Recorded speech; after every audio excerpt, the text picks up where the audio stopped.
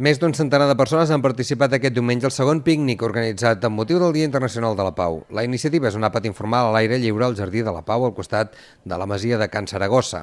La finalitat és commemorar una jornada que les Nacions Unides van marcar en el calendari l'any 1981. El pícnic se celebra perquè és un dia que el dia 21 de setembre és el dia que es commemora el Dia Internacional per la Pau.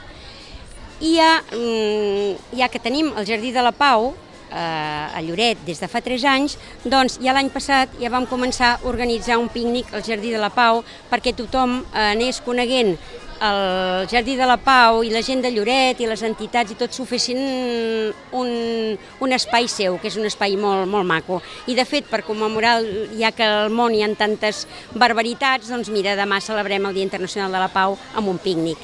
A nivell local, la Plataforma per la Pau de Lloret de Mar vol fer memòria de tots els conflictes bèl·lics oberts arreu del món i és per això que organitza aquest àpat popular al Jardí de la Pau i ho fa sempre en el diumenge més proper, el 21 de setembre. A més del pícnic, la jornada permet fer difusió de les activitats de la plataforma que du a terme al llarg de l'any. La celebració ha comptat amb la col·laboració de diverses empreses i entitats del municipi.